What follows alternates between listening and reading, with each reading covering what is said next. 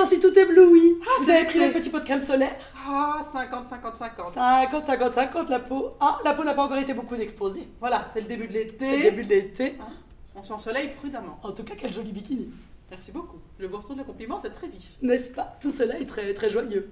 Petite lecture de plage, donc.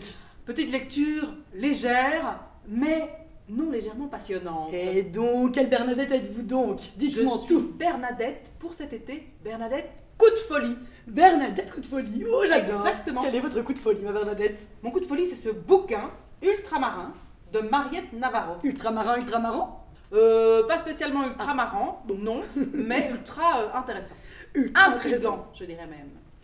Nous sommes en pleine mer, sur un bateau, avec tout son équipage et surtout sa commandante. Alors la commandante, elle fait ça depuis des années, elle est rodée, la mer, ça la connaît, son père était commandant avant elle, elle a baigné là-dedans, si je puis dire. Hein. Oh, quel joli jeu de mots. Et voilà donc qu'elle est responsable de cet équipage pour cette traversée en mer.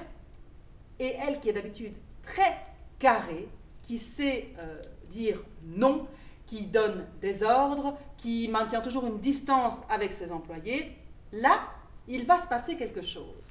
Un jour, un soir pour être plus précise, un des matelots va venir lui poser une question auquel elle va répondre oui. Alors que d'habitude, jamais, jamais, au grand jamais, elle n'aurait dit oui. Et ici, pourquoi? Qui le sait? Elle répond positif. La demande du matelot est: est-ce que dès demain, nous pourrions arrêter les moteurs, couper toutes les machines, stopper net le bateau en pleine mer et tout l'équipage nous mettre nus et nous jeter à l'eau? Et la commandante dit oui. Arrive donc le lendemain et tout cela va se passer. Alors c'est la liesse, c'est le bonheur, c'est l'instant présent, on profite, tout le monde retombe en enfance. Mais de cet instant de folie va en découler plein d'autres choses. Plus Voilà. de péripéties. Je vous avoue que j'ai bien envie de m'arrêter et de faire Plus plouf de péripéties. là maintenant tout de suite. Plus de péripéties, plein de questionnements, plein de remises en question.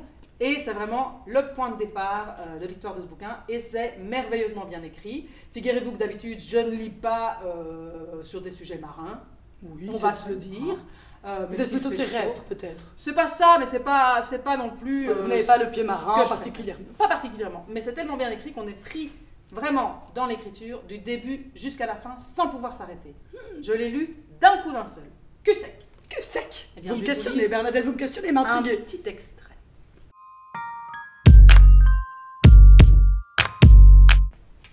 D'abord, il trace un cercle pour être dans le centre. Un grand cercle englobant tout. Le bleu, ses masses noires, ses crépitements blancs, bornés par rien d'autre que l'horizon devenu rond. Depuis le bateau, ils tracent un cercle avec leurs yeux. Ils espèrent le silence. Leurs regards se perdent sur la courbe qui les entoure. Ils espèrent l'abstraction. Ils font de ce rond bleu un tissu rigide, un sol où faire leur premier pas. Ils plissent les paupières, maintiennent l'illusion jusqu'à l'apparition d'une vague, un clapotis qui de nouveau rend tout liquide, profond. Ils tracent un cercle à la surface. On dirait qu'ils prennent la mer pour du papier, leurs bras pour les compas de leur enfance. Ils ne se posent pas la question de ce qu'il y a en dessous. Ils recherchent la perfection du cercle et de la plongée en son centre. Ils imaginent les ondes concentriques que produira leur minuscule corps humain. Ils croient qu'on peut plonger dans un miroir sans être englouti par la vague, disparaître du côté du monde où la lumière ne passe plus. Quand les moteurs s'arrêtent, ils perdent l'équilibre qu'ils avaient fini par trouver. Ils sont rétrogradés dans leur apprentissage. Ils redeviennent chiens fous se cognant partout, vomissant leurs tripes, mais ils sentent comme une euphorie d'en être arrivés là. Tous sortent de leur cabine à l'heure convenue, sont fidèles au rendez-vous. Pas un n'a envisagé de faire faux bond. Ils ne sont libérés de rien, bien sûr, encore moins de l'inquiétude. Tendus, ils guettent la moindre anomalie, l'embarcation qui penche ou craque, une infiltration peut-être. Incertains de pouvoir déceler le danger quand il y en aura un. Dépourvus de leurs réflexes. Pour se détendre, ils font de ce vacarme vidé de toute habitude une musique. Ils n'ont plus de métier quand ça s'arrête, plus de trajectoire programmée. Ils n'ont plus beaucoup de connaissances quand ils quittent les tableaux de bord. Sans chaussures le long des coursives, ils perdent de l'assurance, mais ils aiment le soleil qui les brûle. Ainsi commence le travail des sensations. Ils se retiennent de glisser en se moquant d'eux-mêmes, ils font de leur déséquilibre un nouveau jeu. Dans le tangage, ils se suivent sans commenter, posent leurs mains sur le froid des rambardes pour se rassurer. Sensation connue. Il rit un peu du frémissement identique qui se met à les parcourir tous. Le passage des Açores a été le signal, le dernier contact avec la terre. Ils ont attendu de ne plus être en vue d'aucune côte, d'aucun bateau lancé dans son commerce. Ils ont débranché les radars. D'ici, aucun oiseau ne pourrait relayer la nouvelle de leur présence. Ils s'assoient côte à côte dans un des canots, parce que la question ne se pose plus de passer de l'idée à l'acte, maintenant qu'ils ont atteint cette parfaite région d'eau calme, celle qu'ils évoquaient ces derniers soirs, sur le pont, sous la lueur de la lune. Ils s'étonnent des promesses qu'ils se sont faites si légèrement, mais ils se laissent descendre jusqu'à l'eau, jusqu'à ce qu'un petit choc leur signale qu'ils y sont. À quelques centimètres de la surface, ils n'ont plus qu'à passer les jambes par-dessus bord. Tout maintenant peut commencer. C'est beau. Ça donne envie de faire trempette. De faire trempette. Moi, ça me donne envie de faire un grand plouf. Eh bien, oui. Un grand plouf, de nager, de sentir l'eau. Rafraîchir. Rafraîchir. Et alors vous, quelle Bernadette êtes-vous? Écoutez, figurez-vous justement aujourd'hui, ma chère Bernadette, que je suis Bernadette loufoque. Ah, j'adore ça. Loufoque excentrique. Voilà, je vais vous parler aujourd'hui d'un roman que j'ai adoré, qui s'appelle Eleanor Oliphant va très bien. Nous allons donc découvrir Eleanor, qui est une femme qui travaille dans une agence de design comme comptable. Elle a une vie bien rangée. Elle travaille tous les jours bien comme il faut. Et le week-end, elle s'enfile une bouteille de vodka dans son appartement. Léonore. Et Léonore est comme ceci, en appelant maman. Elle appelle sa maman avec qui il semble qu'elle ait des relations tordues. Cette jeune femme est pour le moins excentrique, un peu à côté, n'est pas très bien intégrée socialement et observe le monde qui l'entoure avec beaucoup de naïveté, donc une certaine ironie qui va beaucoup nous amuser. Elle va à un concert de rock et tombe éperdument amoureuse du chanteur. Comme ça, badaboum, le coup de foudre. C'est dingue. Elle décide alors d'entamer tout un processus de transformation, épilation, manucure, vestimentaire, pour pouvoir essayer de conquérir l'homme de sa vie. Évidemment, tout ne va pas se passer comme prévu, mais de belles choses vont arriver, et alors il va y avoir une amitié qui va se lier très fort avec Raymond, l'informaticien un peu maladroit de l'entreprise, et une vraie relation du coup, un vrai lien qui va se créer. Et surtout, on découvre que le passé d'Eleanor n'est pas si fluide qu'il n'y paraît. Donc ce n'est pas simplement un petit feel-good book. On est quand même tenu en haleine entre passé et présent, mais c'est très drôle, très amusant, très tendre. Encore un roman d'une profonde humanité. Vous adorez ça. J'adore ça, j'adore l'humanité. Si vous le voulez bien, ma chère Bernadette, je vais vous lire un petit extrait. Oh oui. Donc notre chère Eleanor essaye à ce moment-là d'effectuer toute cette transformation et se rend pour la première fois de sa vie chez l'esthéticienne.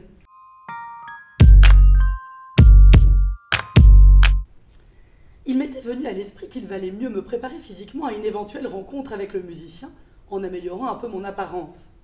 Devais-je progresser de l'intérieur vers l'extérieur ou de l'extérieur vers l'intérieur? J'ai dressé une liste mentale de toutes les interventions cosmétiques qui me semblaient indispensables. Les poils et les cheveux, les ongles, pieds et mains, les sourcils, la cellulite, les dents, les cicatrices.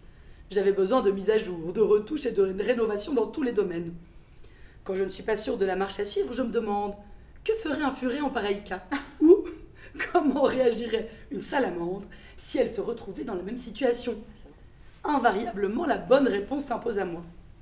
Je passe devant le salon Julie Beauté tous les matins en me rendant au travail. Par chance, ils avaient une annulation. Il leur faudrait 20 minutes, Kayla s'occuperait de moi, et ça me coûterait 45 livres. 45 ? Quand même, ai-je songé, tandis que Kayla me conduisait dans une pièce au sous-sol. Ça les valait bien. Comme toutes les autres employées, Kayla portait un uniforme blanc, semblable à ceux des chirurgiens avec les sabots assortis. Cette tenue pseudo-médicale me semblait adéquate. Nous sommes entrés dans une cabine d'une exiguïté gênante, à peine assez grande pour contenir une table d'esthétique, une chaise et un guéridon. « Bien, dit-elle, maintenant débarrassez-vous de ce... » Elle a marqué une pause et regardé mes jambes. « Pantalon et de vos sous-vêtements, puis montez là-dessus. Vous pouvez rester nu ou enfiler ceci. » Elle a posé un petit paquet sur la table de soins. « Couvrez-vous avec la serviette en attendant, je repasse vous voir dans 2 minutes, d'accord ?» J'ai fait oui de la tête, impressionnée par ces préparatifs préopératoires. Dès qu'elle eut refermé la porte derrière elle, j'ai ôté mes chaussures et mon pantalon. Devais-je garder mes chaussettes? J'ai pesé le pour et le contre et décidé que oui. J'ai enlevé ma culotte et me suis demandé quoi en faire. Je me voyais mal la poser sur le dossier de la chaise bien en vue contre mon pantalon, alors je l'ai plié et l'ai glissé dans mon cabas. Gênée par ma nudité, j'ai pris le paquet qu'elle avait laissé sur la table d'esthétique et je l'ai ouvert. Je l'ai vidé et soulevé son contenu. Une minuscule culotte noire du même modèle que les tangas de Marks et Spencer, coupée dans le genre de papier tissu qui sert à confectionner les sachets de thé. Ah, je l'ai enfilée, elle était bien trop petite, mes bourrelets dépassaient de partout. La table était très haute, mais je me suis hissée dessus grâce à la marche en plastique posée à côté. Je me suis allongée, elle était rembourrée de serviettes de toilette recouvertes du même papier bleu et rêche que l'on trouve sur les tables d'auscultation des médecins. Une serviette noire était pliée à mes pieds. Je l'ai tirée jusqu'à ma taille. Les serviettes noires me préoccupaient. Quel genre de tâche espérait-on dissimuler en choisissant cette couleur? J'ai compté les spots encastrés dans le plafond, jeté un œil à ma droite, puis à ma gauche. J'ai fait l'inverse. En dépit du faible éclairage, on pouvait voir des éraflures sur les murs pâles. Kayla a frappé avant d'entrer. La légèreté et la gaieté incarnée. Bien, qu'allons-nous faire aujourd'hui? Comme je l'ai dit, le maillot, s'il vous plaît. Elle s'est esclaffée. Oui, bien sûr, désolée, je voulais dire quel genre de maillot. J'ai réfléchi. Le genre habituel, à la cire?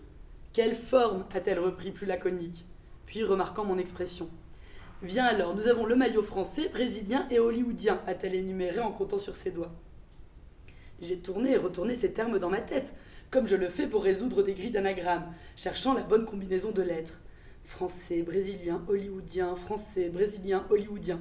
Hollywoodien, ai-je fini par trancher. Hollywood ira très bien à Oliphant. Faisant la sourde oreille, elle a soulevé la serviette. Oh, a-t-elle murmuré. D'accord. Voilà, nous découvrons donc les péripéties d'Eleanor, qui découvre donc... Sacré personnage, qui découvre toutes les injonctions faites aux femmes pour essayer de séduire son musicien. Voilà, c'est amusant, c'est excentrique et très joli. Je vous le prends pour mon bord de piscine. Écoutez, moi je vais le prendre aussi pour me donner envie d'aller sur un bateau.